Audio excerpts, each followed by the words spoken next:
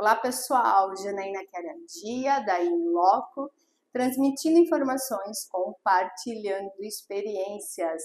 Talk Inloco, episódio número 6. E mais uma personalidade especial para nós aqui da Inloco, Dr. Fábio André Guarani. Seja muito bem-vindo à Inloco. Muito obrigado pelo convite. E hoje a temática, então, vai ser sobre Ministério Público, Direito Penal, Desafios do século XXI.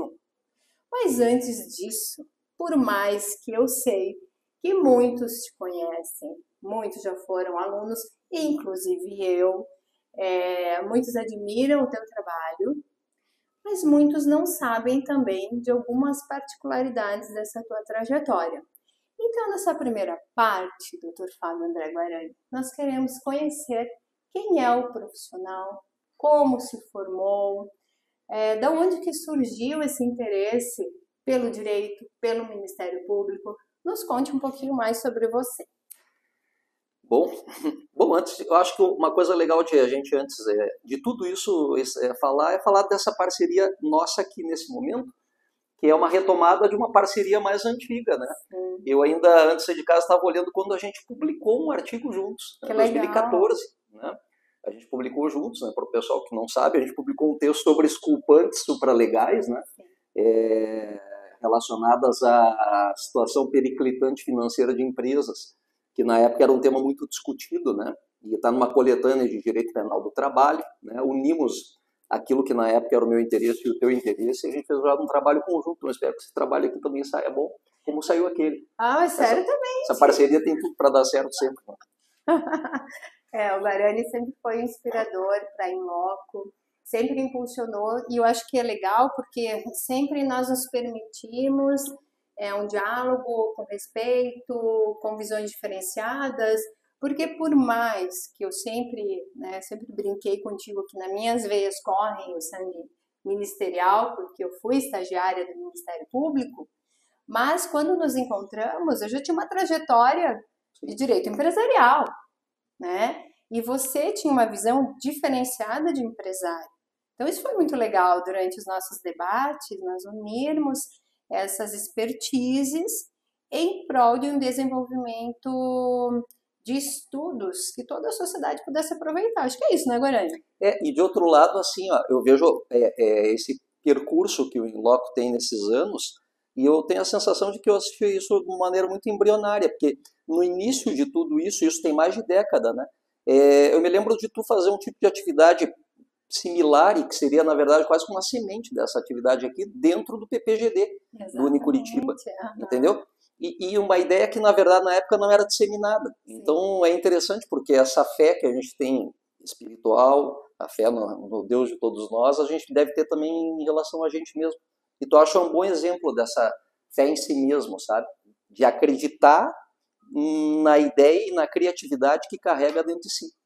Eu gosto disso, mas assim, um dos meus maiores incentivadores, e não é porque ele está aqui, pessoal, mas é verdade, porque eu e o Guarani, mesmo que um tempo nós tenhamos ficado ausentes um do outro, mas sempre quando a gente se encontrava, ele sempre impulsionava a esse meu lado, mais o lado criativo, inclusive, do que a própria advocacia como um todo.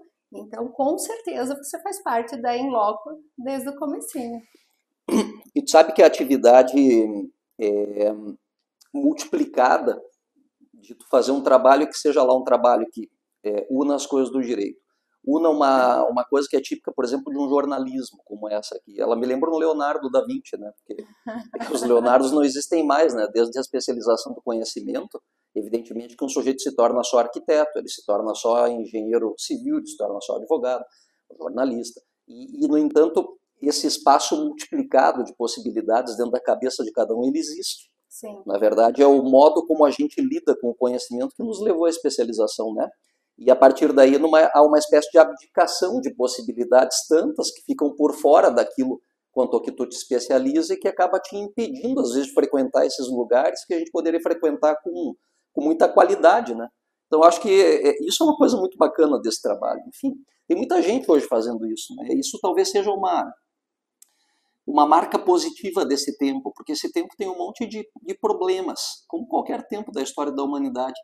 mas ele também possibilita uma série de vias, né? Ele abre caminhos, e essa coisa da self-made man, né? Quer dizer, o sujeito que se constrói, ela é muito própria desse momento, sabe? E assim as ideias boas elas vão aparecendo, e elas realmente têm espaço. E é muito interessante que isso faz com que as pessoas saiam da caixa da especialização do conhecimento. É verdade. Até me fez lembrar que naquela época do mestrado, e aqui deixando registrado também um abraço para a doutora Viviane Celos, que é uma grande amiga de longa data. Nossa condutora lá. Com Até certeza. hoje. Me deixava naqueles grandes eventos do Curitiba, Lene Streck, né, Roque Antônio Carrasa e tantos outros que passaram por ali. Ela me deixava na salinha para fazer a entrevista com eles. Então eu não assistia às palestras, mas era muito enriquecedor ter a oportunidade de conversar com eles, como nós estamos aqui. E eu sempre fui muito curiosa, então a gente puxava ali uma argumentação boa que acabou nos conduzindo para onde nós estamos hoje, que também é uma sementinha do que nós vamos ter daqui para frente. Mas queremos saber de Fábio André Guarani. Eu sou uma pessoa extremamente reservada, né? Então, a autoexposição, né? Mas assim, a trajetória profissional, ela é uma trajetória que não foi inicialmente pensada como Ministério Público. Eu venho de uma família que, na verdade, não tinha relação nenhuma com o direito. Ninguém dentro de casa tinha relação com o direito, né? Enfim, meu avô era operário, o avô, por parte do pai, ele era comerciante a vida inteira, dono de armazém, né? Então, o gringo da esquina, né, o italiano da esquina, tem um livro em Porto Alegre sobre o gringo da esquina, né, que é os comércios dos imigrantes italianos na primeira década do século XX. E o do meu avô era mais um assim. O pai engenheiro metalúrgico, né, a mãe em casa. E eu fui o primeiro da nossa família na área do direito. Inclusive meio a contragosto. O meu avô, por exemplo, ele não gostava muito do pessoal da advocacia. Ele não gostou muito da minha opção, né? Embora, e é muito interessante, porque a minha opção era para ser, eu não sei de onde eu tirei isso, mas era para ser um advogado tributarista. Eu fiz tanto que eu fiz administração de empresas, né? É mesmo, olha. Eu fiz direito na Faculdade de Direito de Curitiba, que hoje é Unicuritiba, e fiz administração de empresas na Federal. A minha ideia era juntar as duas coisas, mas a gente é atropelado pelo destino e por aquilo que a gente não controla, né? A gente gostaria de ter um projeto nas mãos que se realiza como sendo o curso da vida. Tem um livro muito legal chamado Andar do Bêbado, do Leonardo Milonov. Esse livro ele mostra já exatamente o quanto o acaso, ele na verdade determina rumos da tua vida, sem que tu possa naturalmente controlar. Para acontecimentos ótimos, para acontecimentos trágicos, enfim, ele determina o rumo da vida. E a gente tem quase que uma espécie de ilusão de controle. É verdade. Né? Por exemplo, na faculdade, no segundo ano, comecei a ter aula de direito penal, eu tive um professor maravilhoso, hoje ministro aposentado do STJ, que foi meu padrinho, foi meu inspirador, que é o professor Félix Fischer, ministro do STJ. E eu posso dizer que eu devo a minha escolha, a minha carreira e talvez a descoberta do que seria a minha vocação, porque eu enxergo que eu acabei tendo a sorte de poder cumprir a vocação que eu tenho, tá? Nesses 30 anos de Ministério Público, através dele, porque ele era um promotor de justiça, procurador de justiça depois, e foi ao STJ pelo quinto. Né? Então, aquele projeto da advocacia em tributário, ainda que eu gostasse de direito tributário, gosto até hoje, mas ele se desfez assim logo no início, quando eu olhei o que era a atividade do Ministério Público, e principalmente o tipo de conhecimento que envolvia na área de direito criminal, eu disse para mim mesmo, eu quero ser promotor. E eu, inclusive, eu estava no segundo ano da faculdade de administração e já sabia que eu não ia talvez usar o curso profissionalmente. Mas nem foi pelo estágio. Chegou a fazer estágio no Ministério Público? Não não cheguei a fazer estágio. O único estágio que eu fiz foi na Faculdade de Administração de Empresas, que na época era obrigatório, era parte do curso. Aqui pertinho, no topo no último andar do Shopping Itália, que na época era o prédio mais alto da cidade, aqui em Curitiba. Legal. Era a Companhia Atlantique de Petróleo, né? Hoje não tem mais no Brasil a Atlantique, né? É uma companhia dessas americanas grandonas, né? Petroleira forte, junto com a Texaco, né? A Texas Company. A Atlantique era uma também, a Exxon, que daí não é americana, mas hoje mudaram um pouquinho as redes. Na época eu vendi bastante tonel de óleo, Olha! No estágio, né? E fazia faculdade de administração de empresas de manhã, fazia faculdade de direito de noite, no contraturno, né? Então, me formei em 91 em administração e em 92 em direito. E fiz as duas ao mesmo tempo. Mas eu já sabia que o meu negócio era direito. Mas eu levei o curso de administração até o final, até porque o curso de administração de empresas, ele tem um perfil, a gente falou há pouquinho de especialização. Justo o administrador, ele acaba naturalmente no ambiente da administração indo para um setor, se é o financeiro, se é o recursos humanos, se é organização e métodos, mas a faculdade é uma faculdade expandida, no sentido de tu trabalhar muitos setores. Então ali tu tem contato com psicologia, tu tem contato com finanças. Tu vê, o primeiro ano tem psicologia e álgebra linear. Totalmente antagônico. Por quê? Porque um administrador, de fato, ele acaba se envolvendo num ambiente de vida profissional e social que envolve tudo. Sim. Dentro da administração existem as especializações, né? Mas a faculdade ela é bastante generalista. E isso faz com que tu use essa faculdade até para as tuas coisas pessoais. Sim, até para as tuas coisas pessoais, sabe? Então, foi legal ter levado até o final essa faculdade. E ela me foi muito útil depois, porque a gente hoje, quando trabalha no PPGD do Unicuritiba, Direito Empresarial e Cidadania, sim. Porra, é a faculdade de administração e a faculdade de direito juntadas. A gente reúne essas duas coisas. E isso é importante porque a gente da área do direito, quando não está no ambiente do empreendedorismo, carreiras públicas, juízes, promotores, muitos não pisaram nunca dentro de uma empresa. E lidam com as questões, muitas vezes, graves que envolvem a empresa, sem saber o que estar dentro de uma empresa, sem saber o que aquilo é arriscado, o que aquilo envolve de decisões que são decisões extremas, às vezes, das vidas pessoais de cada um, né? Então, essa também é uma sensibilidade, sabe? E que na área de humanas, ela é uma sensibilidade que talvez não exista e seja até objeto de um preconceito. E acho que talvez o curso de administração que lá atrás eu não tenha enxergado como me serviria, hoje ele me serve muito nessa perspectiva, sabe? Sim, até porque o Ministério Público te conduziu, né, para um outro lado, e depois talvez o ambiente acadêmico tenha me levado inicialmente para penal econômico, que é a fusão desses campos. Mas é o andar do bêbado, né? Quer dizer, como é que eu imaginaria lá em 91, que eu estava acabando na faculdade de administração só porque eu já tinha feito 2 anos, deixou eu acabar? Como é que eu imaginaria que aquilo ia me ajudar tanto depois para falar de compliance e direito penal, por exemplo? Não é um projeto. A vida ela é feita dessas coisas que aparecem e dali a pouco tu usa alguma. E um percurso que tu achou que era, se abre um alternativo, né? Tu não tem um domínio pleno interessante. Tem que estar sempre atento nisso aí, sabe? E por que Ministério Público? Então, aí vem essa influência muito grande do Felix Fischer como potência intelectual mesmo, sabe, dele, fora a cultura geral, né? E a gente tem, de fato, muitas vezes professores que são inspiradores, né? E me abre essa vocação. E, de fato, é uma vocação que me deixa feliz por várias razões. A primeira delas é que o Ministério Público, como juiz, ele tem a possibilidade de dormir sempre tranquilo. Isso no sentido de que as opções profissionais tuas coincidirão com as tuas posições pessoais acerca do mundo. Sim. Eu tenho a impressão que, embora todo mundo possa ter defesa, e existem ângulos e campos e espaços de argumentação em favor de todos, e todos é todos mesmo, o fato é que, eventualmente, tu pode sofrer conflitos internos em relação a determinadas situações que eventualmente apareçam na tua vida profissional para conduzir como advogado, já que tu opera na perspectiva de um interesse particular. Sim.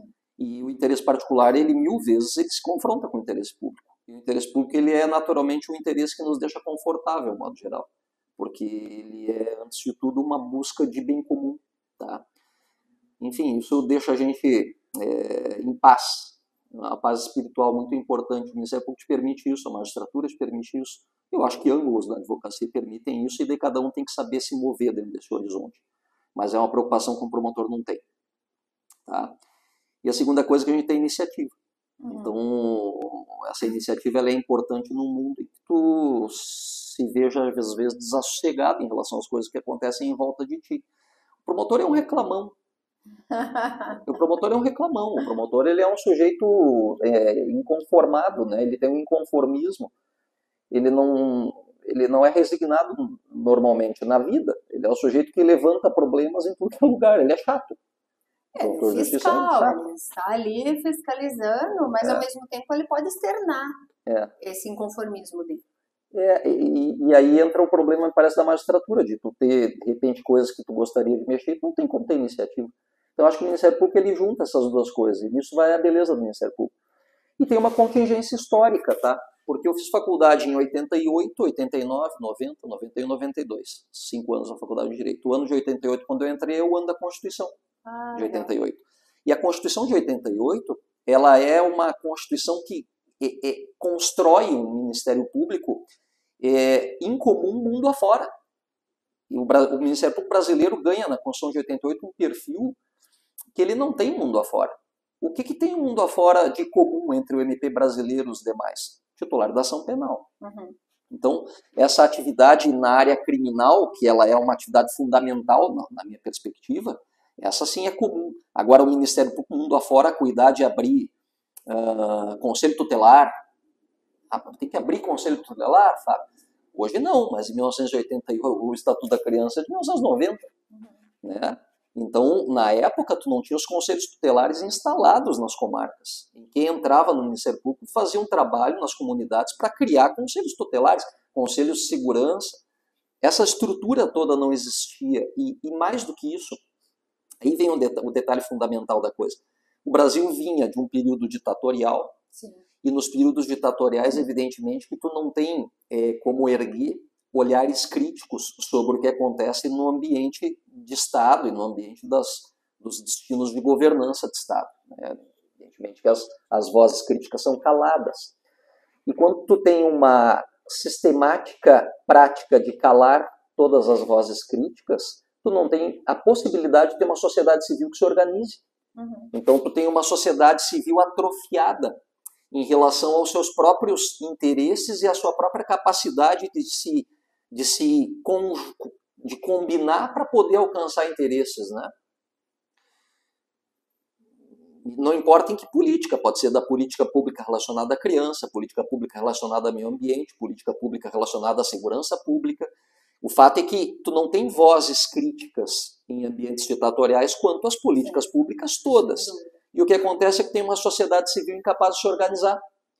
Quando tu tem uma experiência que é uma experiência de 2 décadas, e quanto mais alongado é o período de exceção, mais incapaz é esse tecido social de se organizar em torno dos seus interesses e olhar com o espírito crítico e construtivo que precisa nas políticas públicas, mais deficitária é essa sociedade. O que acontece é que tu chega num momento, como era aquele momento de 88, tu tem vácuos dentro do tecido social, de arregimentação, enfim. E aí é que entrou o Ministério Público Brasileiro. É muito interessante, porque é como se, na falta de uma capacidade de auto-organização, de organização espontânea do tecido social, o Constituinte de 88 tivesse visto, olha, nós vamos jogar numa instituição que é o Ministério Público, o que seria, na verdade, um conjunto de iniciativas que teria que brotar do tecido social, mas não tem como brotar, porque o nosso tecido social é destreinado para isso. Ele é desconhecedor dessa capacidade sua, dessas possibilidades suas. Então, o que deve ser de manifestação própria, que fermente dentro de uma sociedade, acabou sendo transferido para o Ministério Público. O Ministério Público virou uma espécie de instituição encarregada de tudo. Pô, desde a embalagem do agrotóxico e reflorestamento da beira de rio, de bacia hidrográfica, até os registros civis e sabe, a infância e aí também o Tribunal do Júri, junto, tudo isso. A bacia hidrográfica e o Tribunal do Júri, a ação civil pública em favor dos consumidores e todos os tipos de crime. Né? Então é só tu olhar os centros de apoio do Ministério Público hoje, né? Centro de apoio do meio ambiente, centro de apoio de consumidor, centro de apoio de saúde, centro de apoio de educação, centro de apoio... Por quê? Porque tudo foi cometido ao Ministério Público. e ele virou uma instituição que supriu a falta de organização social e a sua incapacidade de se organizar com espírito crítico para levar as políticas públicas a um lugar melhor. Agora, bom, isso foi em 88, né? E eu me formei em 92, então o que acontece é que naquele momento, todo mundo que queria mudar o mundo queria ser promotor de justiça. É isso. E é muito interessante isso, porque é muito geracional cada tipo de movimento desses dentro das academias, das universidades. São movimentos geracionais. Por exemplo, hoje eu vejo que existe um interesse muito poderoso pelas defensorias. Sim. Né? Porque as defensorias elas acabam realizando um papel relacionado a pessoas de suficiência, carentes, e que têm essa necessidade, que as pessoas que têm uma sensibilidade social acabam olhando para esse lugar. Esta sensibilidade social na nossa época ela era típica de quem queria ser promotor. Entendeu? Então juntam essas coisas, né, no mesmo momento. Então é essa contingência toda do andar do bêbado, quer dizer, coisa que tu não controla. Talvez passados 20 anos não fosse essa a opção, mas lá atrás certamente era. Que legal, eu fui ao contrário. Apesar de ter tido excelentes inspiradores no Ministério Público, Aristeu Xenofonte Silens, Dr. Alexandre Schmidt, Leonardo Marques, eu não queria ficar parada num gabinete. Eu queria ir além, né? E aí foi por isso que eu optei pela advocacia. Mas gosto muito da minha trajetória também. Mas vamos lá. Entrou no Ministério Público, as primeiras atuações, qual foi a especialização? Entrei no Ministério Público em 94, né? Eu assumi em Ibaiti, no interior do estado. E aí, daí, o período de substituição, andei em um monte de lugares, né? E faz de tudo. E faz de tudo. Aí depende da vara em que tu substitui, né? Mas normalmente era matéria criminal. Na entrância inicial, Campião da Lagoa, todas as atribuições. Logo eu fui para Goiôerê, Goiôerê já era vara criminal. E aí eram duas varas, uma criminal e uma civil, e um promotor criminal, promotor civil, eu peguei criminal. Campo Mourão também criminal, segunda criminal. E depois em Curitiba, segunda criminal de Curitiba. Depois aí, dali eu fui para o GAECO. Na época não se chamava GAECO, era PIC. Peguei um período bem sensível do atual GAECO paranaense, né? E, enfim, minha atuação foi sempre em matéria criminal. Olha, sempre em matéria criminal. Acho que meses eu trabalhei fora da matéria criminal. E tudo isso te inspirou para ir também para o lado da docência? Pois é. A docência, de novo, vem a figura do Félix Fischer. Aí. O primeiro convite para dar aula foi feito por um querido amigo que foi nosso professor lá do nosso mestrado. E na época eu nem saberia que eu ia ser professor de um mestrado e que ele também seria professor, e nem ele sabia, que era o Dr. Miguel Kfouri. Kfouri. O Dr. Miguel Kfouri foi quem primeiro me convidou para dar aula. Meu primeiro convite de docência na vida foi para a Escola da Magistratura de Maringá. Ele era juiz em Maringá ainda, e ele me convidou para dar teoria da pena. Eu estava em Campo Mourão, aí tinha que viajar para dar aula lá uma vez por semana. Campo Mourão, Maringá, pertinho, uns 100 quilômetros, né? Saí umas 5h30 do fórum, 7 horas estava lá. E isso, logo em seguida veio um convite da Unipar de Toledo, sede é Almoarama, mas tem vários campi, né? E eu de Toledo eu assumi daí processo penal e logo em seguida fui para direito penal, porque eu sempre quis dar aula de direito penal. Eu já fazia mestrado. Quando eu me formei, eu comecei a fazer mestrado para não parar de estudar. Foi imediato, assim, formei ali em 92, eu estava estudando para concurso. Tem muita gente que acha que são coisas antagônicas, não são. Tu pode fazer um mestrado, pode estudar para concurso, e na verdade uma coisa ajuda na outra. Né?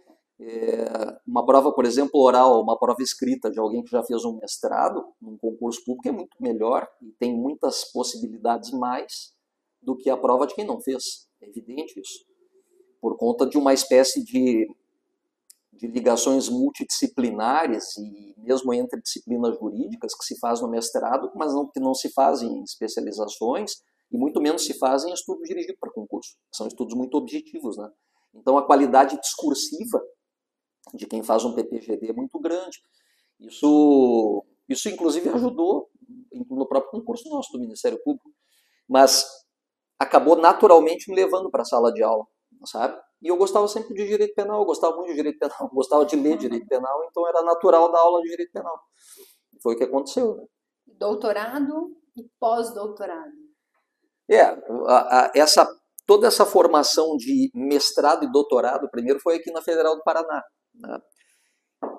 Hoje eu penso que teria sido melhor até ter feito fora, porque e muitos colegas hoje fazem, né? O Ministério Público em que eu entrei não que não pudesse fazer, mas eu vou dizer, sabe o que me incomodava? Me incomodava largar o trabalho. Precisava fazer as coisas ali, ficaria ruim para viajar, enfim. E aí o mestrado mais adequado de fazer, próximo, era o daqui de Curitiba, né? Tinha que viajar do interior, eram viagens ruins. Vim de Goerê, vir de Campina da Lagoa para cá, são 515 quilômetros, 540, e de ônibus e tal, fazia isso toda a distância, né? Então, de 94, mais ou menos, até 98, foi o mestrado. Na época não tinha 2 anos, não se exigia em 2 anos, né? E depois o doutorado foi em 2002. Né? O doutorado foi bem rápido de fazer, porque tinha uma resolução na federal que tu aproveitava créditos.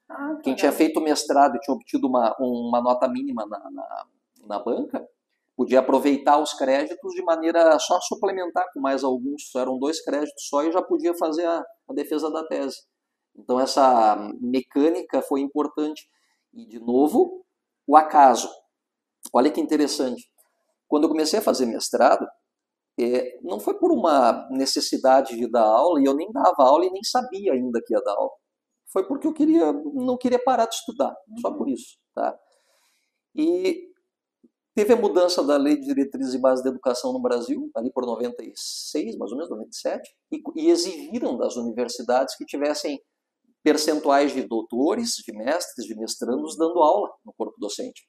Passou a ser uma exigência, foi uma mudança muito importante no Brasil, porque isso fez o que fez explodir a pesquisa no Brasil em todas as áreas. Não existia pesquisa no Brasil, na realidade, até então, muito pouco. As pessoas que pesquisavam e escreviam eram os profissionais das áreas e, eventualmente, alguém que fizesse isso pelo prazer da pesquisa, mas não por um proveito profissional, sabe? Era um ambiente de pesquisa nulo, essa é a realidade. Essa legislação nova, período do Fernando Henrique, tá? Essa legislação nova, ela fez com que as universidades tivessem que contratar pessoas com titulação. Aí veio o convite, inclusive em Toledo, porque eu estava pronto para tirar já o mestrado, já tinha acabado créditos e tudo, e aí não sei como que souberam de mim e me convidaram. Então, esses acasos importam, né? E aí o doutorado eu tirei em seguida, tinha pouco doutor no Paraná. Pouco ainda, porque o doutorado que existia era só aqui na Federal, acho que na PUC talvez, nem sei. E o fato é que o oeste, por exemplo, do estado do Paraná, não tinha pessoas com formação. Eu me lembro que a gente, em Umuarama, no mestrado, quando eu comecei a dar aula no mestrado, foi cedo, foi logo depois que eu tirei o doutorado em 2002, eu comecei a dar aula no mestrado lá. Eu me lembro que vinha muita gente do Mato Grosso do Sul assistir aula em Umuarama, no PPGD de Umuarama, porque simplesmente não tinha um programa no estado. Hoje tem, programa importante, né? Mais de um, mas não tinha um programa de mestrado. Então, todo o estado do Mato Grosso do Sul vinha para o lugar mais próximo, que era o Moarama, no norte do Paraná, né? Noroeste do Paraná, para assistir aula, e o pessoal do oeste de Santa Catarina. Tá? Então, pegava uma faixa inteira, mas só para ver o vácuo de pesquisa instalada que no Brasil, na época, existia um vácuo, né? Então, quem conseguiu se titular ali no final dos anos 90, começo dos anos 2000, teve, de novo, o acaso, um período muito próspero profissional. Não foi só para mim, isso foi para todos os que estavam nessa condição, de recém-doutores, recém-mestres, entendeu? Então foi esse o arranjo. Agora, não foi para dar aula, mestrado, doutorado, sim, doutorado já foi, já estava no ambiente acadêmico, né? Daí era claro que precisava. E depois os pós-doutorados foram para atualização, né? A gente estuda, quem dá aula é quem mais estuda. Estuda o tempo porque inteiro. Tu tem que estar todo o tempo estudando, preparando aulas e tal. Mas é legal tu dar uma respirada, às vezes, e fazer algumas coisas fora do teu ambiente acadêmico. Isso significa fora da tua universidade, fora da tua cidade. É muito importante ser visita, porque as visitas elas são sempre tratadas com muito carinho, de modo geral, né? Então tu tem mais do que isso, tu abre relações sociais em outros lugares, que são parcerias profissionais no futuro. São coisas que a gente só vai aprendendo depois de fazer ou que às vezes alguém avisa e a gente não ouve, né? Então os pós-doutorados em Milão, em 2012, e depois agora, mais recente, em 2023 agora, esse último foi para trabalhar direito em novas tecnologias, né? Que é, na verdade, uma correlação, enfim, que é o tema de pesquisa de todos os dias atualmente. Ainda que tenha muita especulação, seja um campo muito especulativo. Mas é uma necessidade, porque tu tem que estar, de alguma maneira, olhando coisas novas, né? Então foi isso. E para finalizar essa primeira parte, a alegria da publicação dos livros.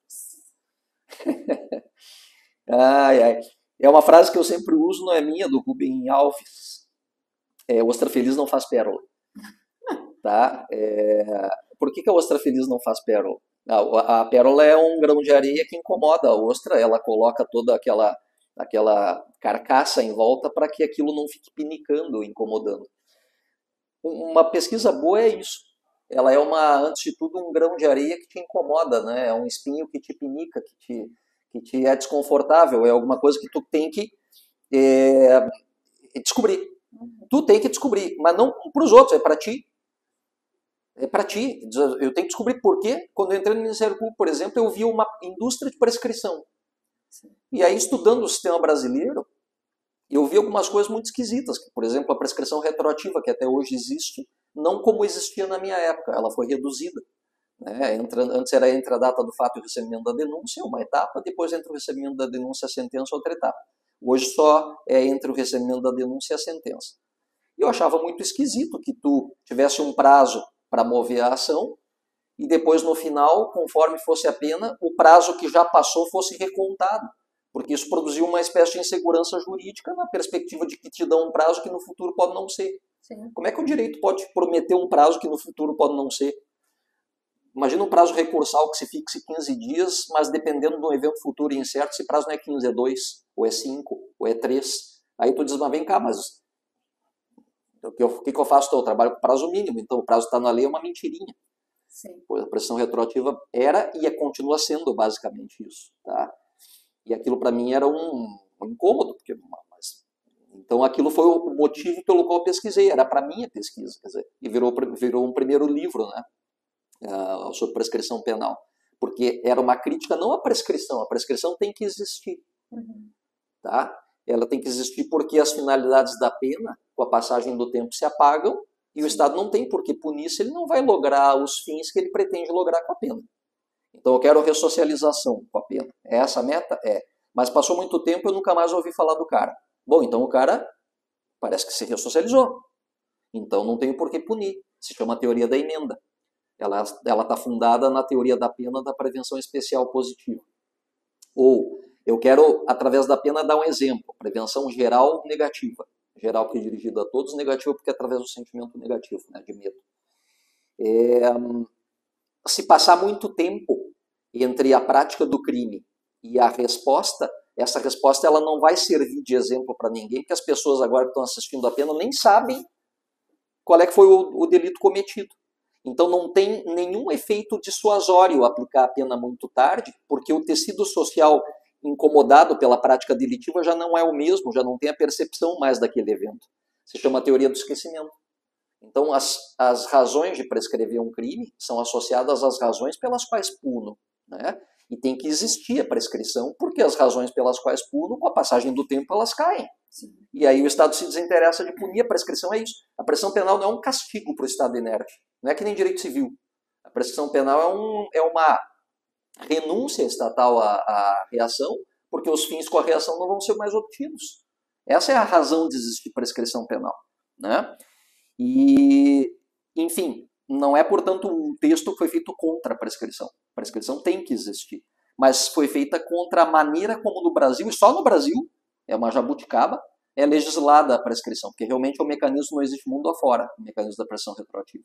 Então, ostra feliz não faz pérola. Toda pesquisa que for produzida a partir desse incômodo tende a ser boa, tá? Porque as pessoas realmente vão genuinamente atrás. As pessoas chegam para mim e dizem assim, professor, o que eu pesquiso?